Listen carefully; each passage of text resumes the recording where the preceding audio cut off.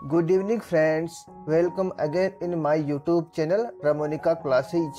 आओ मिलकर ज्ञान की गंगा बहाएं। क्लासिकल जूलॉजी इनवर्टिब्रेट्स की क्वेश्चन सीरीज का पार्ट 2 आज हम यहाँ देखेंगे, जिसमें हमने चैप्टर 4 के महत्वपूर्ण क्वेश्चनों को कवर किया है। तो चलिए शुरू करते हैं। आज का हमारा पहला क्वेश्चन है, international society of protistologist 2005 have classified Protista into how many supergroups?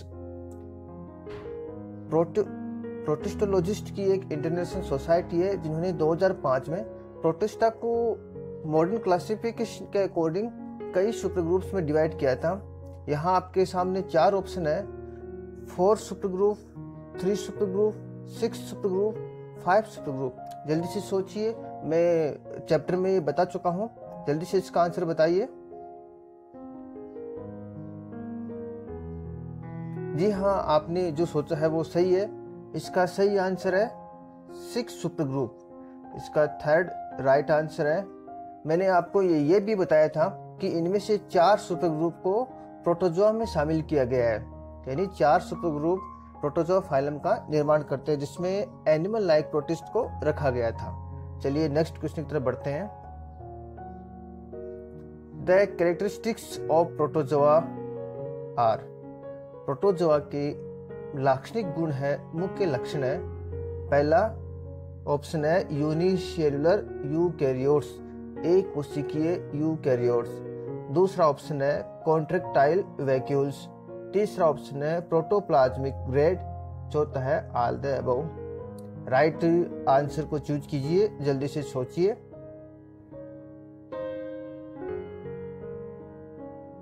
Good, बहुत सरल क्वेश्चन है। जिसने भी इसका राइट आंसर 4 लगाया है उसका सही है, क्योंकि तीनों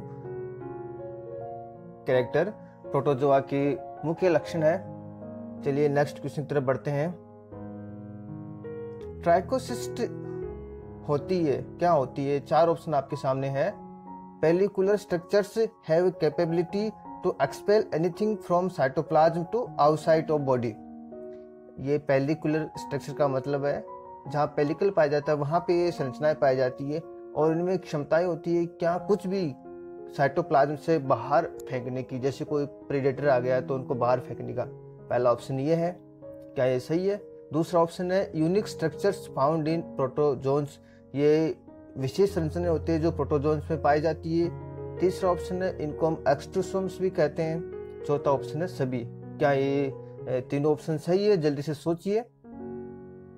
जी हाँ, जिन्होंने 4th ऑप्शन लगाया है उसका सही है, यानी ट्राइकोसिस्ट। ये तीनों चीजें होती है, ये पेलिकुलर स्ट्रक्चर भी है, ये प्रोटोजोआ में पाई जाती है, और इसको एक्स्ट्रोसोम्स भी कहते हैं।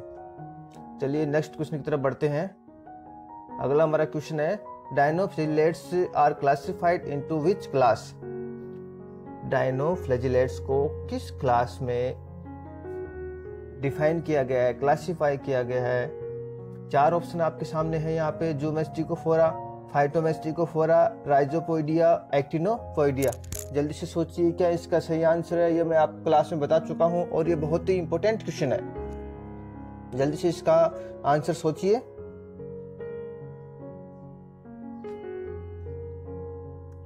इसका राइट आंसर है 2। जिसने भी फाइटोमेस्टिकोफोरा सोचा है उसका सही आंसर है। यहाँ मैं आपको एक चीज और बता देता हूँ, डायनोफ्लेजिलेट्स को एल्गी के अंदर भी रखा जाता है, यानी ये यूनिसेलुलर एल्गी भी होते हैं। इनको प्लांट्स के अंदर भी हम रख सकते हैं, यूनिसेलुलर एल्गी। इसलिए यहाँ हमें ये चीज भी ध्यान रखनी है, डायनोफ्लेजिलेट्स को प्रोटोजोआ और यूनिसेलुलर एल्गी यानी एक कोशिकीय शैवालों के अंदर रखा जाता है।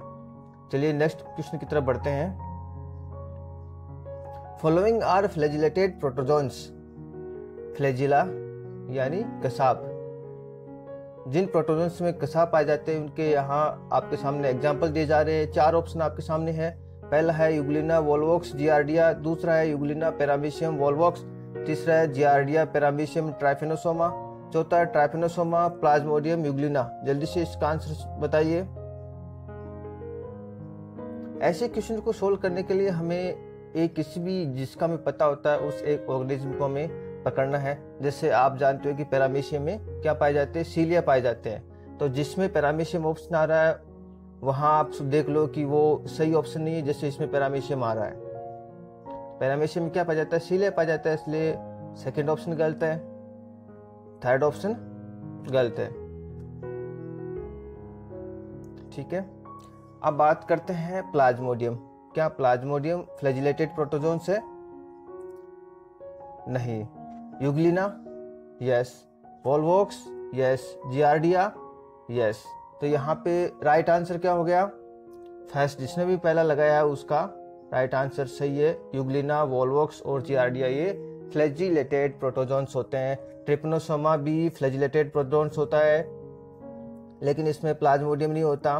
प्लाज्मोडियम सार्कोडिना सुपर फाइलम का सदस्य है, ये आप ध्यान रख लेना। नेक्स्ट क्वेश्चन की तरफ बढ़ते हैं। Pseudopodia absent in which class? Pseudopodia किसमें एब्सेंट होते हैं? बहुत सरल क्वेश्चन है, बताइए। सुडोपोडिया ने कूटपाद, राइजोपोइडिया, एक्टिनोपोइडिया, पायरोप्लाज्मिया, नॉन ऑफ देम। कौन सा इसमें राइट ऑप्शन है? सुडोपोडिया की बात करते हैं तो सुडोपोडिया किन में पाए जाते हैं, कौन सी सुपर फाइल में पाए जाते हैं सुडोपोडिया? बताइए जल्दी से। सार्कोडिना, आपने sarcodina super class, sorry super class की बात कर रहा हूं मैं। कौन से सुपर क्लास में सुडोपोडिया पाए जाते हैं? सार्कोडिना में, सार्कोडिना में।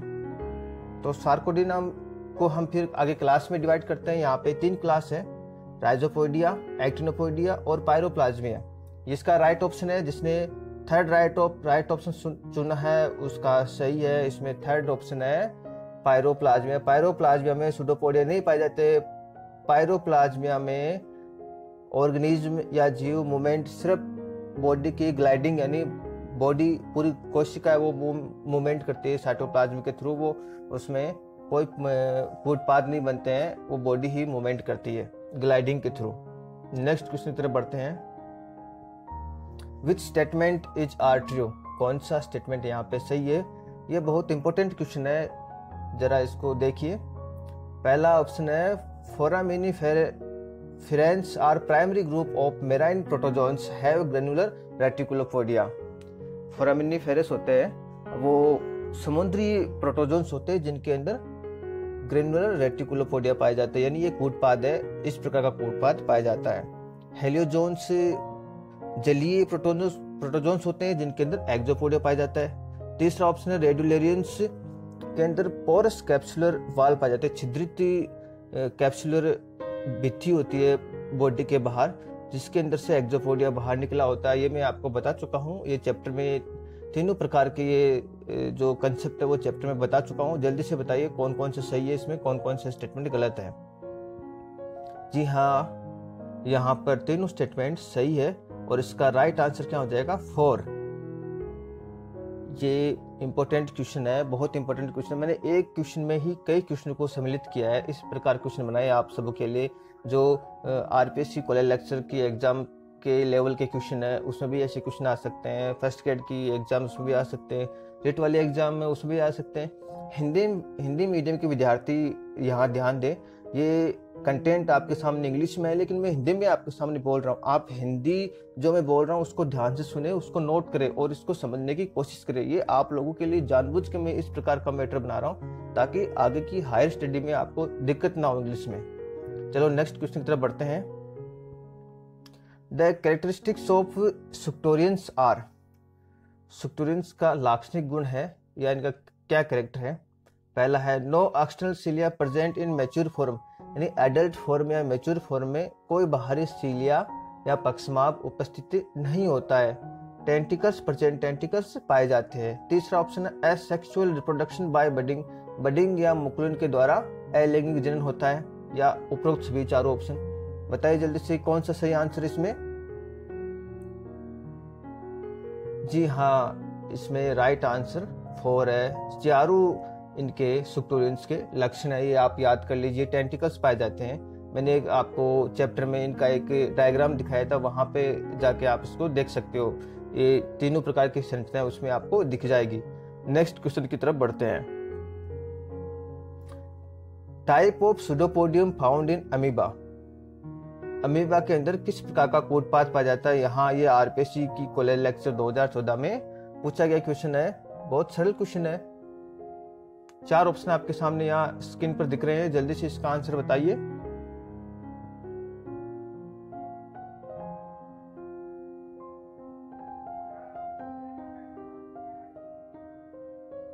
जल्दी से इसका आंसर बताइए।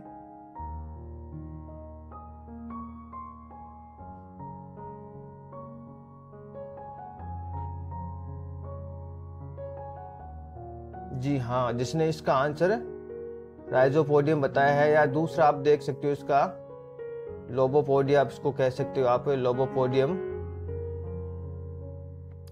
भी इसका राइट आंसर है। राइजोपोडियम प्रकार का सुडोपोडिया पाया जाता है अमीबा के अंदर। जी हाँ, इसका राइट आंसर क्या हो गया? थर्ड। नेक्स्ट क्वेश्चन की तरफ हम बढ़ते हैं। Type of nutrition found in Trypanosoma. Trypanosoma में न्यूट्रिशन किस प्रकार का होता है? ये क्वेश्चन भी आरपीएससी कॉलेज लेक्चर 2014 में पूछा गया है। ये भी इंपॉर्टेंट क्वेश्चन है। बताइए जल्दी से इसका आंसर। ऑटोट्रोपी या ऑस्मोट्रोपी या कीमोट्रोपी या सेप्रोट्रोपी? ट्राइपेनोसोमा की बात करते हैं तो ये जूमेस्टिकोफोरा का सदस्य है। किसका सदस्य है? जूमेस्टिकोफोरा। और जूमेस्टिकोफोरा वाले ज्यादातर क्या है? पैरासिटिक, परजीवी है। तो ट्राइपेनोसोमा क्या है? परजीवी है। अब जो परजीवी होते हैं उनके अंदर किस प्रकार का पोषण पाया जाता है? जल्दी से बताइए, उनके अंदर किस प्रकार का पोषण पाया जाता है? सेप्रोजोइक। सेप्रोजोइक का दूसरा नाम क्या है? ऑस्मोट्रोफी। दूसरा नाम क्या है इसका? ऑस्मोट्रोफी। तो राइट आंसर क्या हो जाएगा इसका? सेकंड, ऑस्मोट्रोफी। बहुत इंपॉर्टेंट, यहाँ आप ध्यान देना है। सेप्रोट्रोफी कोई नाम नहीं होता, सेप्रोजोइक होता है। आरपीएससी ने थोड़ा सा कंफ्यूज करने के लिए आपके सामने ये सेप्रोट्रोफी नाम लिखा है। सेप्रोट्रोफी कोई नाम नहीं होता। हाँ, गूगल पे यदि आप सर्च करोगे तो भी सेप्रोट्रोफी का आ जाएगा, वो भी ऑस्मोट्रोफी ही होता है। लेकिन इसका यदि हम यदि सही देखें तो इसका ऑस्मोट्रोफी होता है। सही साइंटिफिक जो टर्म होती है वो ऑस्मोट्रोफी होती है, ना कि सेप्रोट्रोफी। चलो नेक्स्ट क्वेश्चन की तरफ बढ़ते हैं। Which is incorrect pairing. यहाँ इनकरेक्ट है, ये आप चीज जरूर ध्यान रखना। करेक्ट इनकरेक्ट का जब क्वेश्चन पढ़ते समय इसका ध्यान रखना है। क्या पूछ रहा है? इनकरेक्ट पेयरिंग कौन सी है? यहाँ ऑर्डर दिए हुए सामने, इसके सामने प्रोटोजोन्स लिखे हुए, कौन से ऑर्डर के कौन से प्रोटोजोआ एग्जाम्पल लिखे गए हैं। ये आरपीएससी कॉलेज लेक्चर 2014 में पूछा गया। हालांकि ऐसा नहीं पूछा गया, इसमें थोड़ा अंतर करके पूछा गया था। उन्होंने पूछा था बेलेंटिडियम कौन से ऑर्डर का सदस्य है। ये क्वेश्चन आरपीएससी ने पूछा था। मैंने इसमें 3 और एग्जाम्पल इसमें दे दिए ताकि फिर से यदि एग्जाम हो तो दूसरे वाले पूछ ले।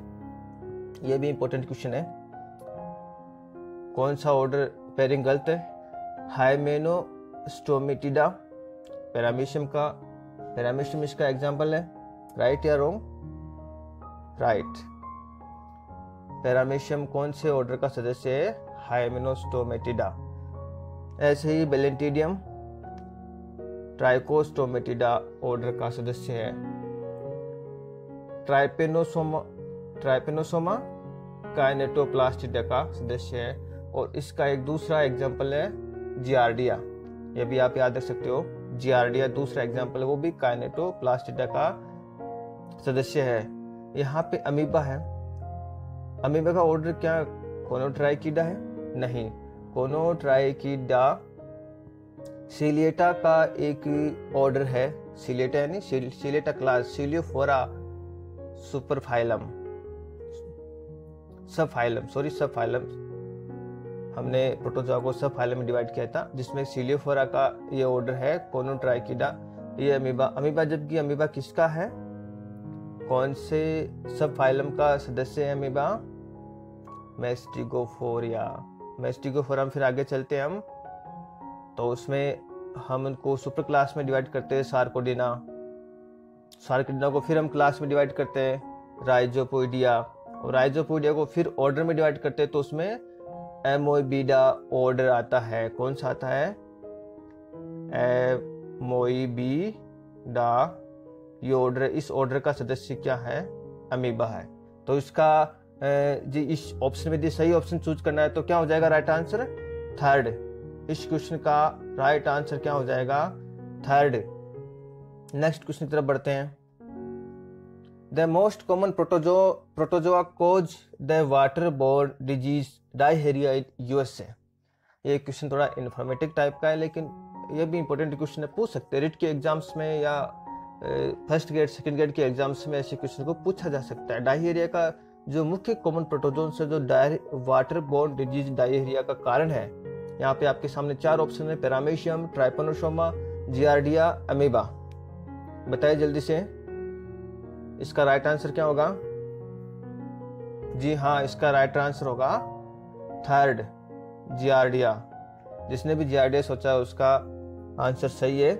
इसके अलावा कुछ और प्रोटोजोन्स होते हैं जो वाटर बोर्न डिजीज डायरिया के मुख्य कारण है, जिसमें क्रिप्टोस्पोरिडियम, साइक्लोस्पोरा, एंटमीबा हिस्टोलाइटिका, ये 3 अन्य प्रोटोजोन्स है जो भी वाटर बोर्न डिजीज डायरिया में अपना योगदान देते हैं या इसके मुख्य कारण है। लेकिन जो मोस्ट कॉमन प्रोटोजोन्स होता है वो कौन सा है? जियार्डिया।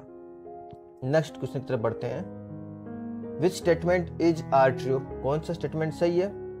देखते हैं। पहला स्टेटमेंट क्या है? Lobopodia made of both ectoplasm and endoplasm. ठीक है, लोबोपोडिया एंड एक्टोप्लाज्म और एंडोप्लाज्म दोनों से मिलकर बना होता है। सही है गलत? सोच लो। दूसरा है ऑप्शन है filopodia made of only ectoplasm. Filopodia केवल एक्टोप्लाज्म में बना होता है। ठीक है। तीसरा है रेटिकुलोपोडिया हैव ब्रांच नेटवर्क।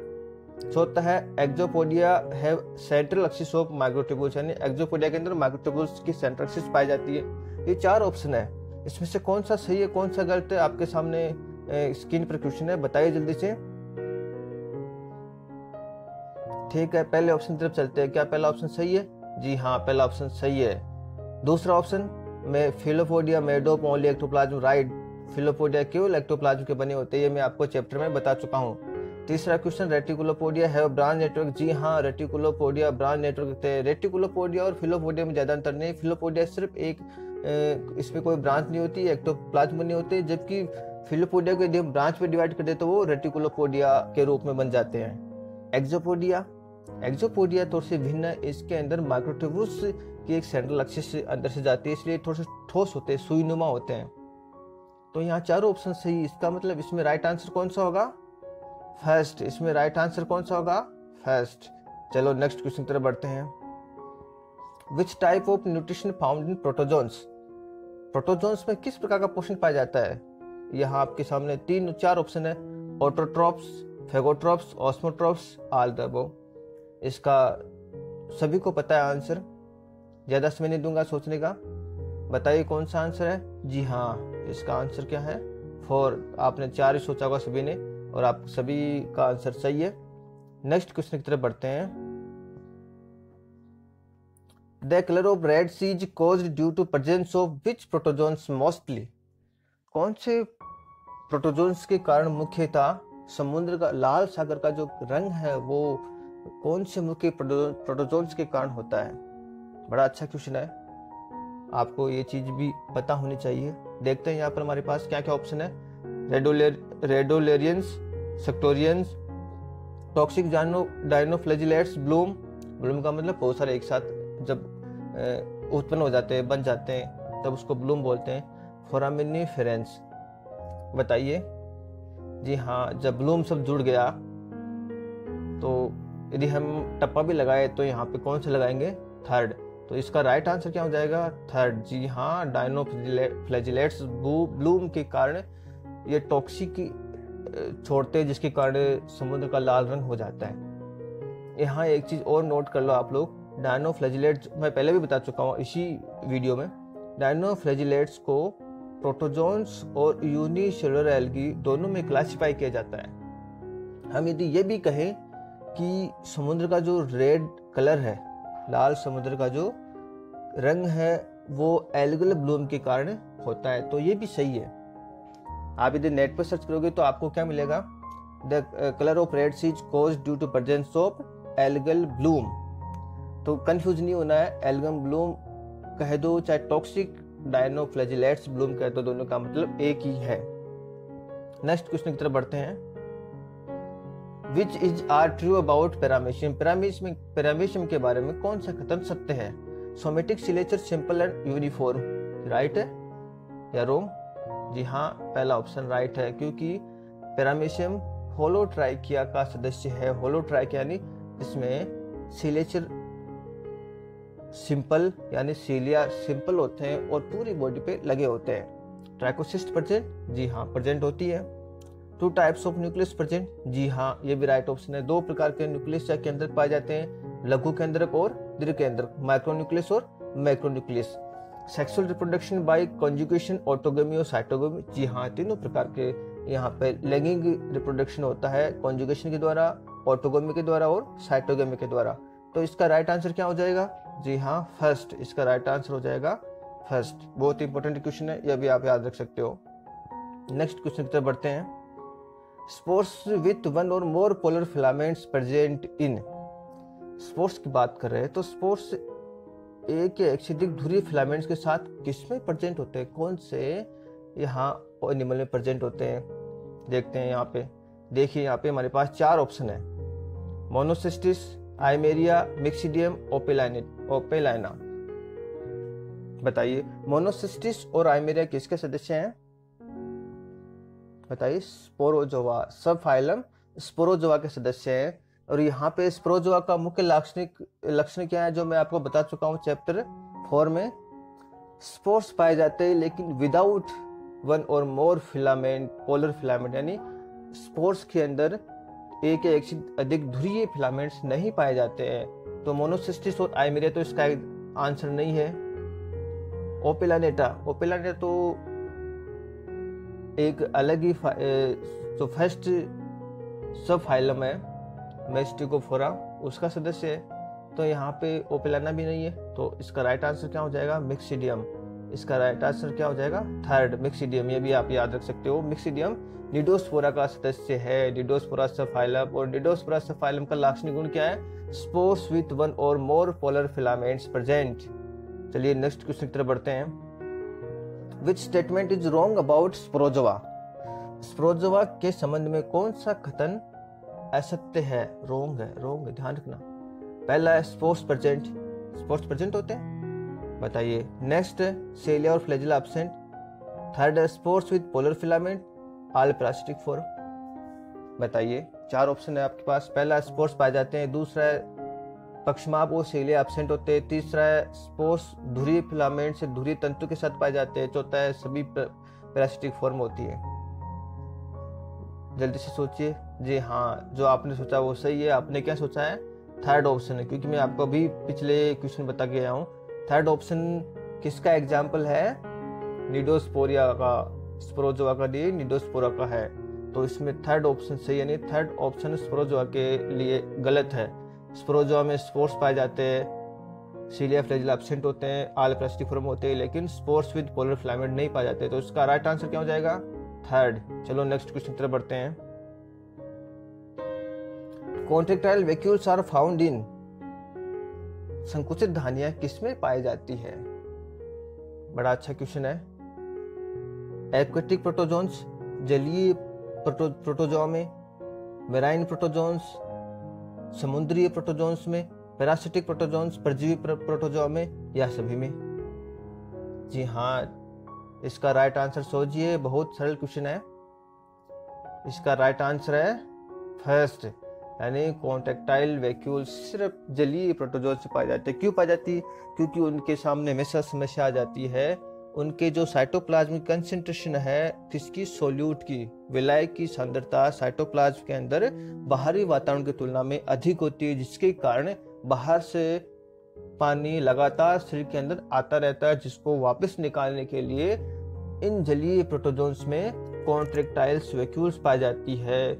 बहुत ही इंपॉर्टेंट क्वेश्चन है, इसको याद कर लेना। चलिए नेक्स्ट क्वेश्चन की तरफ बढ़ते हैं।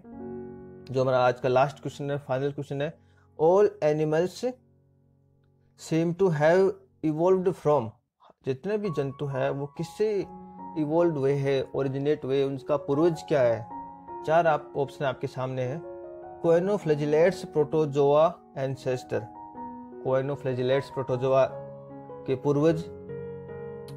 दूसरा है सिलेटेड प्रोटोजोन्स एंसेस्टर। तीसरा है रेडियोलेरियंस एंसेस्टर। चौथा ऑल ऑफ देम। बताइए जल्दी से क्या इसका आंसर हो सकता है। इसका राइट आंसर है कोएनोफ्लैजिलेट्स प्रोटोजोआ एंसेस्टर।